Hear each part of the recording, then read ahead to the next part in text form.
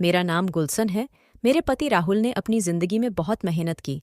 वो ज्यादा पढ़े लिखे नहीं थे, इसलिए हमेशा से मेहनत और मजदूरी का काम ही उन्हें मिला और घर चलाने के लिए उन्होंने यही किया। हमारे 2 बच्चे हैं। बेटा 9 साल का है और मेरी बड़ी बेटी 18 साल की है। अभी तक मेरे पति ने जैसे तैसे अपना घर चलाया। इस उम्र में भी आज भी हम वही है। अगर काम नहीं करेंगे तो खाने को नहीं मिलेगा, घर नहीं चल पाएगा। बेटा और बेटी की पढ़ाई पूरी नहीं हो सकेगी। मेरे पति की अब ऐसी स्थिति नहीं थी कि वो मेहनत और मजदूरी कर सके।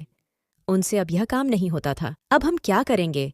कैसे अपनी जिंदगी को आगे बढ़ाए, कैसे कमाए? मुझे और मेरे पति को यही चिंता खाए रहती थी। नौकरी नहीं है तो अब क्या? फिर मुझे एक दिन बैठे यह ख्याल आया कि क्यों ना हम एक छोटा सा ढाबा खोल लें। शहर के बाहर, जहाँ से वाहन और गाड़ियाँ आती जाती है, वहाँ टिन का छोटा सा छपरा बनाकर चाय और खाने का एक छोटा ढाबा खोल सकते हैं। मैंने अपने पति से यह कहा। उन्होंने कहा कि दुकान खोलने के लिए पैसे कहाँ हैं? मैंने कहा, टिन का छपरा लगाना है, बस उसके लिए पैसे लगेंगे। बाकी सारा खाना बनाने का सामान हम घर से ले जा सकते हैं। थोड़े पैसे मैंने अपने परिचित से मांगे ताकि हम अपना छोटा सा ढाबा शुरू कर सके। उनके मन में अभी भी संकोच था। वो बार बार मना कर रहे थे, लेकिन मैंने कहा हम एक बार कोशिश करते हैं और ज्यादा कुछ नहीं लगेगा। कुछ दिनों तक मनाने के बाद वो मान गए और हमने एक छोटा सा ढाबा शुरू कर दिया। पहले दिन मैं और मेरे पति वहां अपने ढाबे पर बैठे थे, लेकिन कुछ खास लोग नहीं आए। ढाबा छोटा और ऊपर से सभी खाने वाले पहले ही अपने ढाबे फिक्स किए होते हैं कि उन्हें कहाँ रुकना और कहाँ खाना है। हमारा पहला दिन निराशा भरा था। कुछ दिन ऐसे ही गए। कोई इक्का दुक्का लोग चाय पीने रुका करते थे, लेकिन इतना नहीं होता था कि हम उससे अपना घर चला सके। मेरे पति फिर से किसी काम की तलाश में लग गए। उन्हें एक काम मिल गया जहां पैसे कम थे लेकिन कम मजदूरी थी। उन्होंने वो कर लिया। लेकिन मैंने ढाबे पर जाना नहीं छोड़ा। अब मैं अपने बेटे और बेटी के साथ वहां जाने लगी। हमने हिम्मत नहीं हारी और धीरे धीरे कुछ लोग हमारे यहाँ आने लगे। 1 महीने में ग्राहक और भी ज्यादा आने लगे। कोशिश करते करते अब हमारे यहाँ रुकने लगे थे। उन्हें घर जैसा खाना मिल रहा था, इसलिए हमारा छोटा सा ढाबा चल निकला। मेरे पति जितना कमाते उससे ज्यादा अब ढाबे से कमाई होने लगी। देखते ही देखते हमने जो छोटा सा ढाबा खोला था उससे हमारी आर्थिक स्थिति में बहुत सुधार हो गया। जो कर्जा लिया था वो भी उतर गया। हमें एक नई उम्मीद मिल गई। सब कुछ अच्छा चल रहा था। ढाबे को खोले 7 महीने हो गए थे। हमारे चेहरों पर रंगत आ गई थी। लेकिन फिर ऐसा कुछ हुआ जिसके बारे में मैंने सोचा भी नहीं था। एक दिन घर से जब हम लोग ढाबे के लिए जा रहे थे, तब मेरे पति कहते हैं, ढाबा आज से बंद, कोई भी अब वहां नहीं जाएगा। ये कहते वक्त वो बेडेढ़े ही गुस्से में थे। ऐसा गुस्सा मैंने उनके चेहरे पर आज तक नहीं देखा। मैंने बोला, क्या हुआ? क्या बोल रहे हैं? इतना अच्छा हमारा ढाबा चल रहा है, आपको क्या हो गया आज? वो बोले, मैंने कहा ना, कोई भी अब वहां नहीं जाएगा, न तू न तेरी बेटी। मैंने बोला, आप शांत हो जाइए, आपकी तबीयत ठीक नहीं है, आप आराम करें, हम लोग इस बारे में बात करते हैं। वो और ज्यादा गुस्सा हो गए। कहा कि कोई बात नहीं होगी, मैं जितना कमाता हूं उतने से घर चल जाएगा, तू अब वहां नहीं जाएगी। मेरे पति का ऐसा रूप मैंने पहले कभी नहीं देखा था। उस दिन मैं ढाबे पर नहीं गई, लेकिन जब वो शाम को आए तो भी उनका मुंह उतरा हुआ था। मैंने सही समय देखकर उनसे बात की। पूछा, क्या हुआ, आप ऐसा क्यों बोल रहे हैं? वो बोले कि मेरा मुंह मत खुलवा, मैं सब जानता हूं कि तू क्या कर रही है। मैं तेरे साथ इतने दिनों तक वहां रहा, तब वहां कोई नहीं आता था और मेरे जाते ही ढाबा चलने लगा। आखिर ऐसा भी क्या हो गया? मेरे तो होश ही उधर डर गए।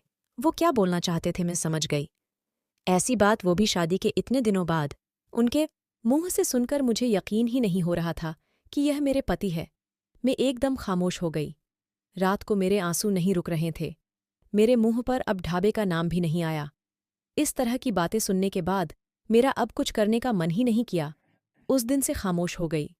अब कुछ करने को कहने को बचा भी नहीं था। मैंने सोचा था कि उनको कोई सफाई नहीं दूंगी, वो अपना काम करते रहें। लेकिन उनकी कमाई कम थी, उससे अच्छे से गुजारा नहीं हो पाता था। कुछ ही दिनों में जो पैसा जमा किया था वो खत्म हो गया। करीब 2 महीने बाद ही उनकी तबीयत खराब हो गई और वो बिस्तर पर आ गए। काम नहीं कर पा रहे थे। मैं जैसे तैसे उन्हें संभाल रही थी। घर में जब पैसा खत्म होने लगा तो कर्जा लेने की नौबत फिर से आ गई। मैं चाहती थी कि कहीं किसी के घर जाकर खाना बनाने या बर्तन धोने का काम करने लगूं। लेकिन उनकी तबीयत खराब थी और मैं नहीं चाहती थी मेरी किसी भी बात के कारण वो फिर उसी तरह की बातें करें। एक दिन वो बिस्तर पर थे, मैं उनके लिए खाना बना रही थी, तब उन्होंने मुझे बुलाया। बोले, मैं तरह की बातें मैं बर्दाश्त नहीं कर सकता, एक रोटी कम खा लेंगे, लेकिन यह सब नहीं सुनना था। समाज और यहाँ के लोग, खासकर आपके परिचित और रिश्तेदार, आपको आगे बढ़ता देख बहुत कुछ कहने लगते हैं। लेकिन लोग इस हद तक गिरे हैं, मुझे इसका पता नहीं था। और मेरे पति भी उनकी बातों में आ गए। उस समय में मैं भी होती उनकी जगह तो शायद यही करती। मुझे भी उतना ही बुरा लगता, वही फैसला लेती जो उन्होंने लिया। मैंने उन्हें कहा कि कहाँ है वो शुभचिंतक जो अब आपकी मदद करने नहीं आएंगे। जाइए, आप उनसे पूछ लीजिए। हमारे घर में खाने को नहीं है और आपकी तबीयत खराब है। आप बताए कौन आया अब हमारी मदद करने। दुनिया किसी को खुश नहीं देख सकती, और अगर कोई मेहनत करके आगे बढ़ता है तो सारे प्रयास करके उसे पीछे धकेलने की कोशिश करती है। और आप उनकी बातों में आ गए। वो लोग सफल हो गए। सबको बात बनाना है। अब अगर हम भूख से मर जाएंगे तो भी उन्हें बातें मिल जाएगी।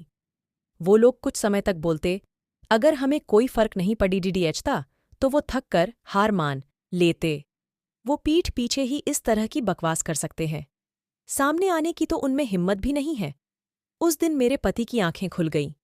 उन्होंने कहा कि तुम सच बोल रही हो, मैं ही पागल था।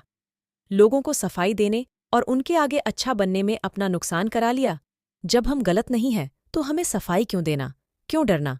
मुझे माफ कर दो। हमें नहीं उन्हें बदलनी होगी अपनी सोच, और अगर नहीं बदले तो हमें क्या, हमें अपने कर्म करते रहना चाहिए।